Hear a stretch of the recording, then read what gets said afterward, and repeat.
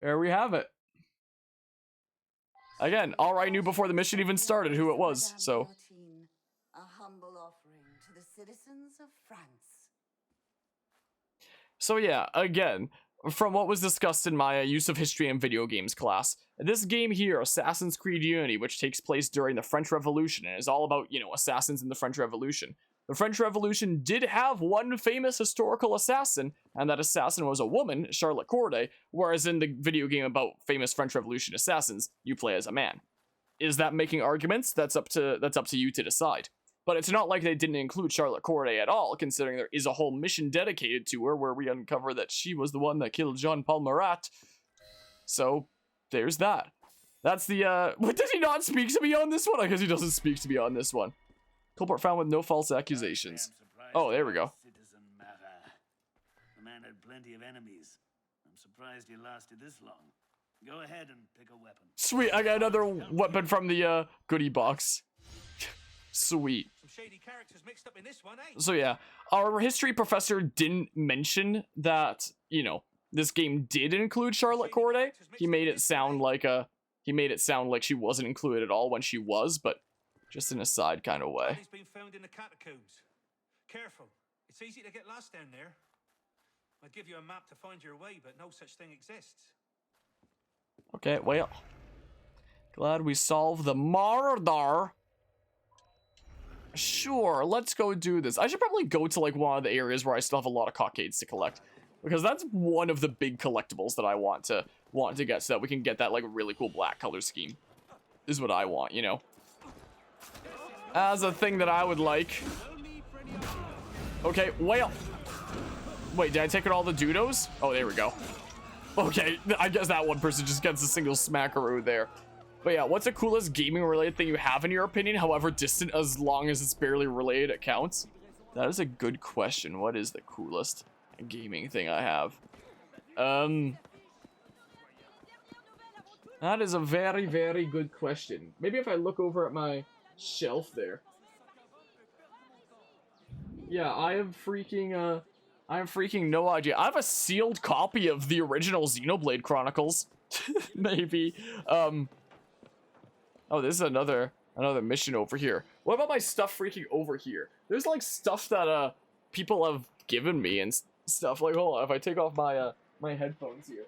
This technically counts for gaming and stuff. Let's see here. These technically count for gaming things. These are technically channel things. I've gotten freaking a few different thank you letters before from different charities that we've helped fundraise for on this channel and whatnot, where I've gotten like actual messages from the organizations that we've helped fundraise money for charity on this channel through 24, even 25-hour charity streams, or the freaking tournaments that we did for the Celiac Society that one time. So these sort of count as gaming things. I keep them as, nice little mementos of, cool stuff that we've done on this channel. If that counts for gaming stuff, it counts more for like cool things we've done with the channel, I guess. But I'll put it back. Let's see here. Put that back here. Move it back. I still keep my original DS Lite and the freaking original Pokemon Platinum, like holographic Shaman Giratina case thing. I think I recently found out when I was doing my Pokemon video essay that apparently like both of these together were like the pre-order bonus for Pokemon Platinum. I didn't remember when I got this, but I just keep like my DS Lite and that thing where Bob from forever ago. So that was a neato thing. I have an official guidebook around somewhere of Pokemon Fire Red, Leaf Green. I have no idea what I did with it though. Let's see here. Go ahead and put that there. Yeah, I keep the sealed copy of Xenoblade Chronicles around. So, I mean, I have the better game now anyway with Xenoblade Chronicles Definitive Edition on the Switch. So, if ever I want to play Xenoblade Chronicles, I'll just play that. But yeah, it's a... Can you even see with a light that it's freaking sealed? But yeah, freaking... Whatever, that. Hello, silly dude. Hi. Do I have anything neat, though? Anything that's particularly neat? I don't know. That is a good question right there. Yeah, I don't know. What about the shelf over here, huh? I have a whole bunch of art books and box sets of things up there and whatnot. Yeah, I don't know. We gotta really quickly check in the other room out of curiosity, but,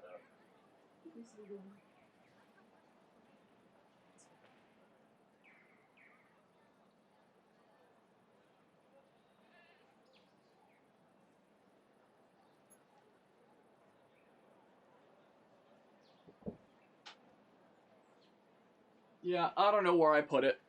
I have no idea where I put it, but I do have a guidebook for Pokemon Fire Red and Leaf Green around somewhere. I have a chest of Legend of Zelda guidebooks that I keep on, this shelf over here, technically. Let me just move some stuff here real quick. It's freaking super duper heavy. I think that there was only, like, a limited print of this, and it's literally a freaking Legend of Zelda box set that, is like 6 hardcover full guidebooks to, 6 different Legend of Zelda games. Ugh. So, like, when we were going through Skyward Sword HD, I used this guidebook a decent bit.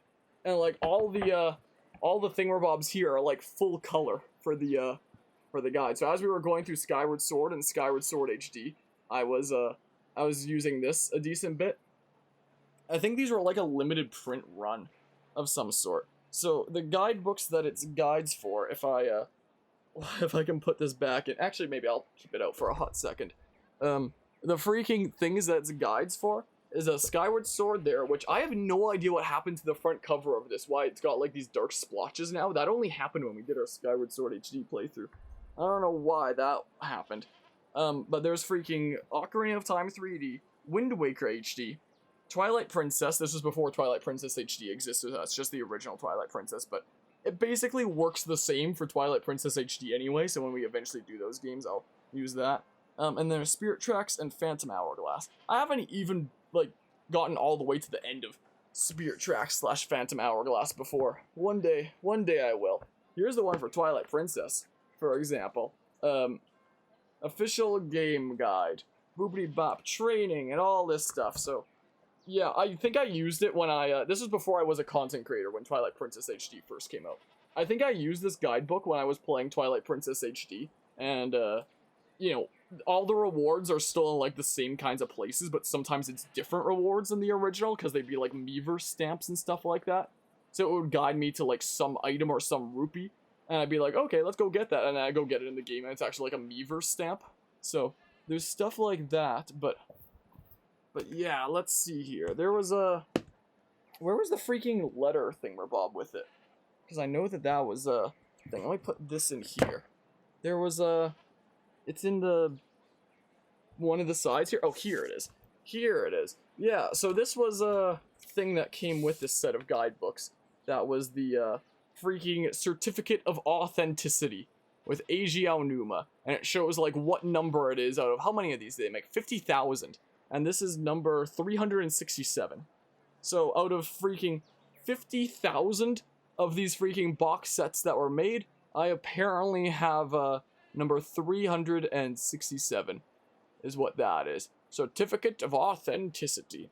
It has been 25 years since The Legend of Zelda was introduced to the world, and it is still going strong. This was made possible by the fans who love the series. In the next installment, it is my desire to create a unique experience that is beyond your expectations. We are privileged to have your unwavering support. At the time of writing that, the upcoming next experience would have been Breath of the Wild. Is what that was. So let's go ahead and put that letter back away. Is what we'll do, and put the thingamabob for Skyward Sword back in here. Is what we'll do. This thing is really, really run down at this point, is kind of the thing. And it's really heavy. So, like, you know, the edges are, like, really, really breaking away and stuff. It's not in the, it's not exactly in the best condition. It's kind of the thing. It's gonna be a pain to get back on the shelf here. Oh, come on. Come on. There we go. Slide it back on there. There we go. Oh, yeah, it also came with a, freaking... There's a golden metal bookmark. Well, it's not real gold, but it's golden color. Freaking metal bookmark Legend of Zelda thingamabob. So that you can keep your place in whatever guide you're looking at and stuff. Maybe that's the coolest gaming thing I have. I don't know. Is there other cool things I have on the shelves? There's stuff that's falling off these shelves. Yeah, there's that. I don't know. Maybe my Legend of Zelda guide box set. Maybe that's it. Mayhap. But yeah, there's that. Let's just see here. I know that I missed some stuff in chat while I was showing that off and whatnot. But yeah, it's pretty cool. Collections always go crazy, but there's awesome stuff. There's an awesome stuff thing you've ever seen. Those are hardcovers too, really high quality too. A cool chest for a box. Yeah, a freaking chest that's like super run down by now, especially on like the corners. It's not exactly in the best condition there, but yeah, all the books are hardcover. Every single page is completely in full color. I don't remember how much I paid for it initially. I didn't get it from like scalpers or anything like that. I actually did get it in store at like a bookstore at like a not super well known bookstore kind of place, so I was able to snag one there. I do know it definitely wasn't cheap, but it wasn't as expensive as you might think that it might be. I think. I don't know. I don't even remember. But yeah, let's just see here. Don't even play Zelda, you like this. Yeah, when we one day when we will eventually do Twilight Princess HD, Wind Waker HD, and Ocarina of Time 3D on the channel, and freaking Majora's Mask 3D on the channel at some point as well. And when we do that, I'll be using all those 3 guidebooks. I don't have a guidebook for Majora's Mask 3D, because Majora's Mask 3D didn't exist at the time that was made. So, you know, there's that. But for freaking Ocarina of Time 3D, Twilight Princess HD, even though the guidebook is for the original Twilight Princess, it still applies. And for Wind Waker HD, I'll definitely be using those guidebooks during our playthroughs, like when we were playing Skyward Sword HD on this channel, and even for a smidge of like the original Skyward Sword when we did that on this channel, we were using that Skyward Sword guidebook, and it's sometime during then that it got that weird darker smudge thing on it that I have no idea how that happened, quite frankly. I have no idea what it is.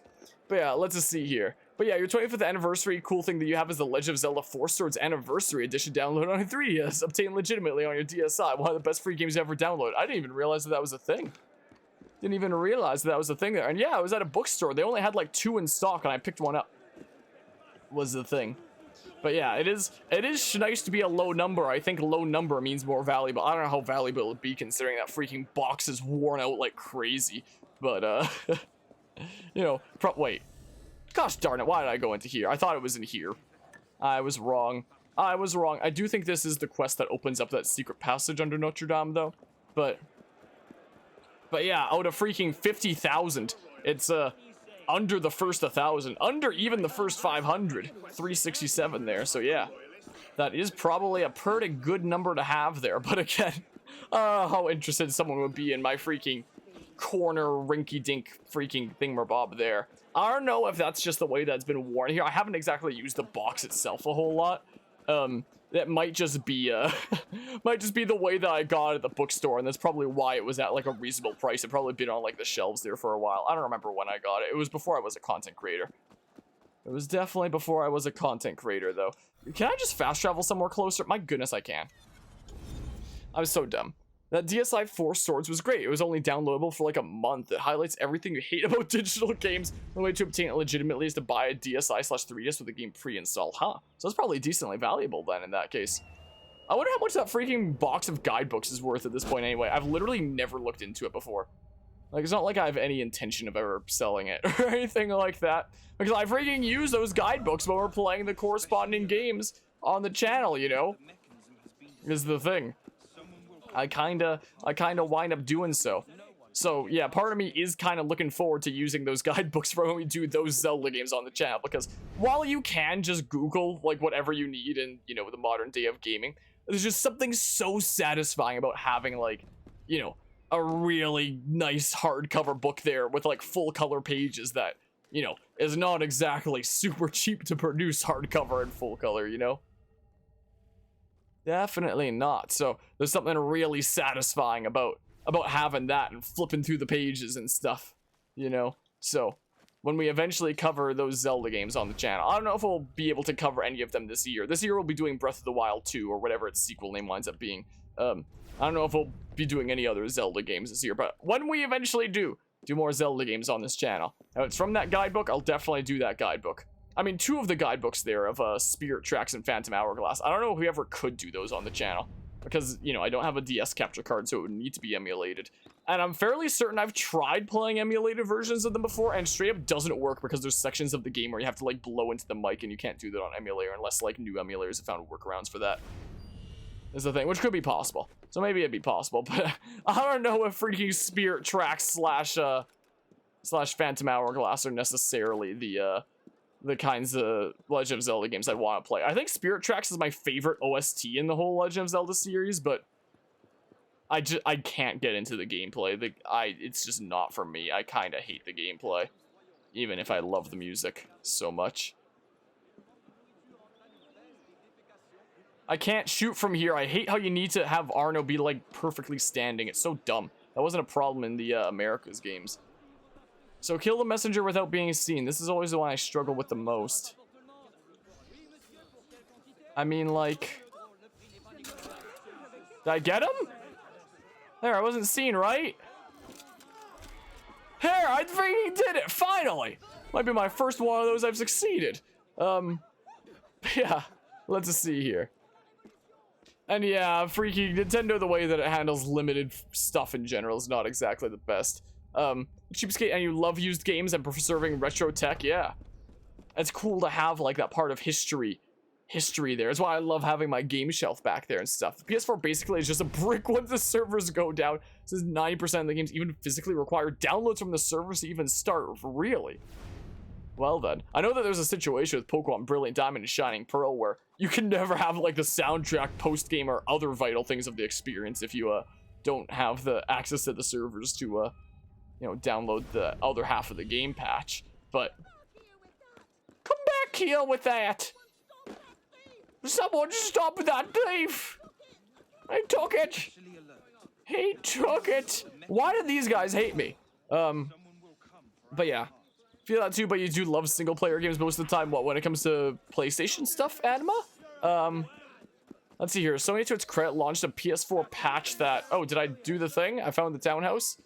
A PS4 patch that fixes the CMOS battery issue. What's CMOS? A digital software storage issue on PS3 may not be solved yet, huh? Should resolve the PS3 one, especially since they almost closed the stores last year, huh? See, I just play freaking, Nintendo consoles and PC.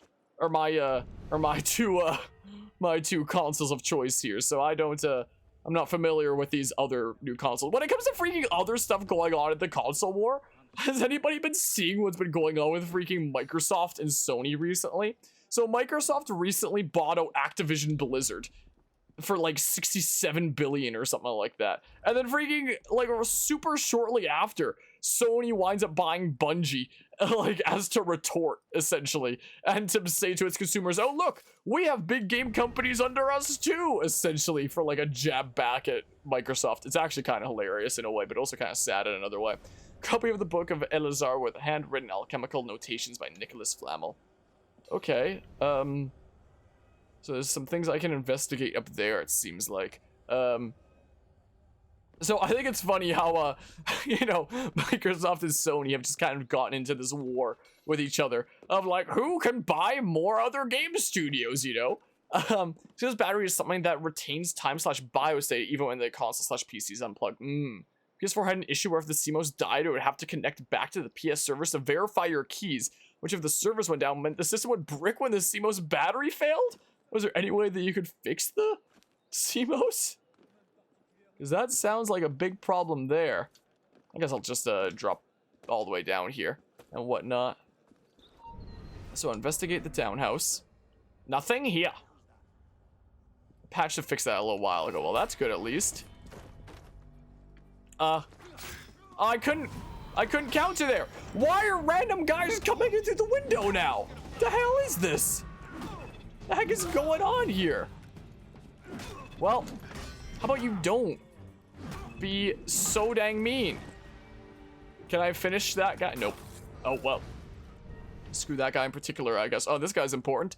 PS3, however, I mean, it's unpatched, also has the CMOS issue. Jeez. Yeah, that sounds very, very not good. Must have been the wind. Oh, hi. So... What? Objective complete, find the chest? Where? What? I'm so confused. What chest? Steal the part. Where? What are you talking about, game? Where's the... Huh? Is it up there somewhere? How do I even get into there?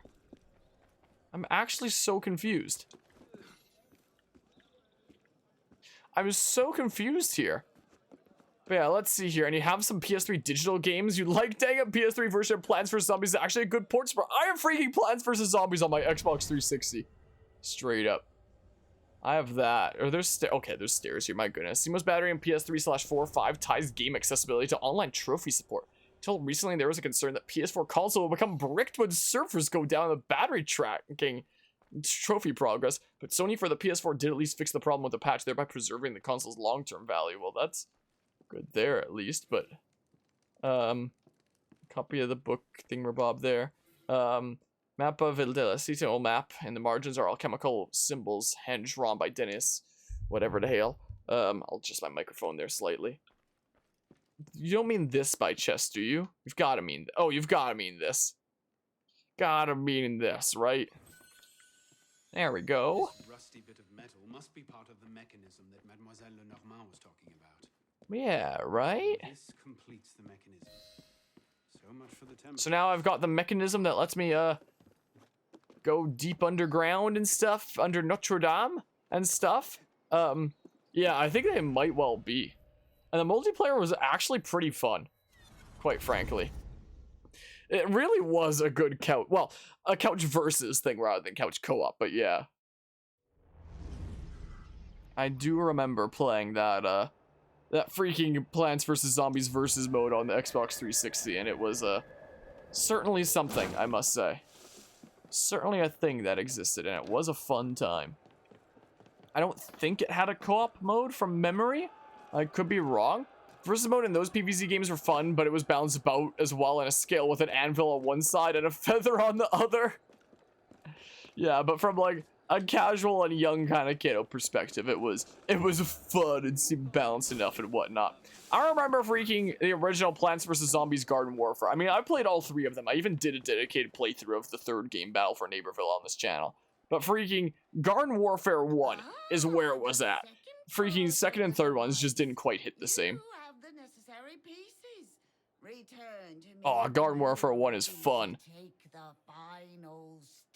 But there's not really much point to play it anymore when, you know, 2 and 3 exist now. And, freaking, you know, 2 and 3 aren't even as good, is the thing. I think Battle for Neighborville just last year came out on the Switch as well, I think, was the thing.